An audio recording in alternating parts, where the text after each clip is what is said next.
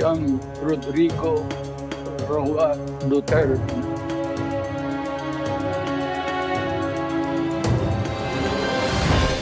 Magandang gabi po, Luzon, Visayas at Mindanao. Idiniin ni Vice President Sara Duterte sa Senado na iligal ang pag-aresto sa kanyang amang si dating Pangulong Rodrigo Duterte. Umano'y dahil walang valid arrest warrant na inilabas ang hukuman ng Pilipinas. Sinabi niya yan sa pagdinig sa issue na ipinatawag ng kapatid ng Pangulo na si Senadora Amy Marcos sa pamamagitan ng video conferencing mula the Netherlands. Kinwestiyon din dito ang desisyon ng Pangulo na makipagtulungan sa Interpol, ang tugon ng mga opisyal ng gobyerno sa pagtutok ni Ian Cruz. Good morning. This is all about politics. The administration is using government resources, the ICC, to demolish the opposition. Yan ang hinala ni Vice President Sara Duterte kung bakit inaresto at mabilis na inilipad sa Netherlands ang amang si dating Pangulong Rodrigo Duterte. Ito ang sinabi ng Vice Presidente sa pagharap niya online sa pagdinig ng Senate Committee on Foreign Relations ukol sa pag-aresto sa dating Pangulo.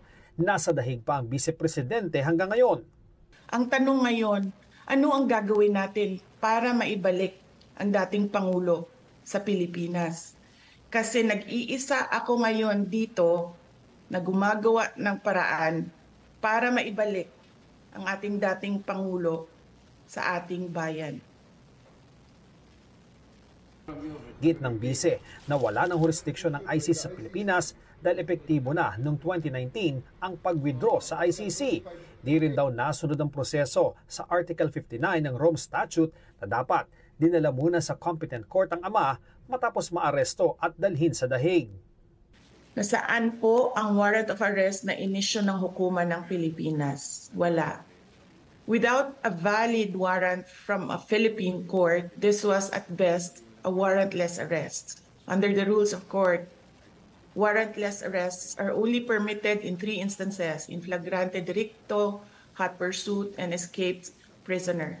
Pero git ng Department of Justice, legal at nasa proseso ang pag-aresto sa dating Pangulo noong March 11. The IHL is the domestic law that we followed in recognizing the warrant of arrest issued against Rodrigo Roa Duterte. Which domestic law and process did Republic Act 9851, Your Honor. as mentioned previously? Yes, as mentioned previously, and within the provisions allows us two options, either extradition or surrender. We chose the executive mode, which is surrender. Ang komite ng kapatid ng Pangulo na si Senador Amy Marcos ang nagpatawag ng pagdinig na kumukwestiyon sa desisyon ng Pangulo na makipagtulungan sa Interpol para ipatupad ang warrant of arrest laban kay Duterte. Nagpakita pa siya ng mga video ukol sa naganap na pag-aresto.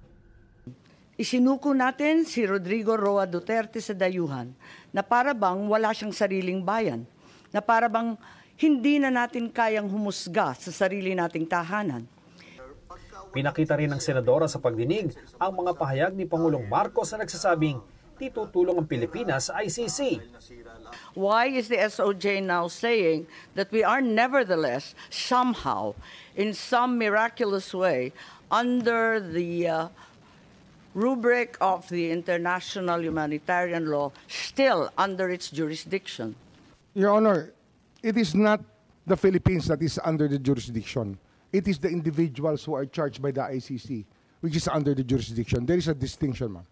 Our views evolved during times, at times, and I don't know if he still has the same view up to today, because we are talking about a clip which was done 1.5 years ago. Our minds can change, ma'am. Ang malinaw, walang red notice mula sa International Police o Interpol noong March 11. Ang pinadala sa Pilipinas ay diffusion request. Ang Philippine Center on Transnational Crime ang nakatanggap nito noong March 11.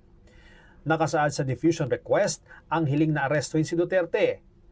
Pinadala raw ang request matapos ang prior consultation sa gobyerno ng Pilipinas na pumayag na sumunod sa International Warrant of Arrest. Base raw ito sa warrant of arrest mula sa ICC.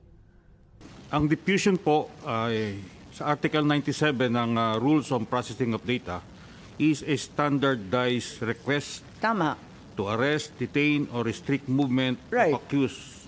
Ito, Tama, locate, pero hindi Tama pa po. hindi pa siya verified, hindi pa siya naimbestiga at hindi pa nailalagay bilang opisyal. Wala pang task force, Tama wala po pang yan, tama po. compliance review. Pero hindi po ibig sabihin noon na wala siyang value. Itinanggi din ni National Security Advisor Eduardo Año na kasama siya sa core group na nagplano noong March 11 sa pag-aresto ni Duterte.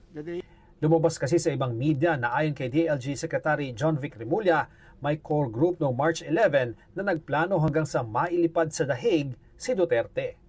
Kasama raw sa core group si Año, Remulla, DND Secretary Gilbert Chodoro at Pangulong Marcos. My role was limited to the mandate of my office to assess that the situation does not escalate into a national security concern.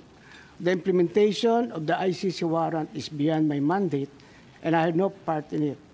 And may I also state for the record that I am not aware of any core group, nor am I a member of such group that allegedly planned and prepared for the arrest of former President Duterte. The Department of National Defense and the Armed Forces of the Philippines has no law enforcement mandate. Our sole mandate is to give support to the Philippine National Police when it is asked for. Humarap din sa pagdinig si Senador Bongo na kilalang malapit kay Duterte. Bagamat nirerespeto natin ang pagdinig na ito, sinasabi ko rin po ang aking mga hinanakit na parang too late na po. Walang problema sa akin mag-hearing kahit araw-araw po. Pero tanong, may babalik niyo pa ba si Tatay Digong? Para sa GMA Integrated News, Ian Cruz, nakatutok 24 oras.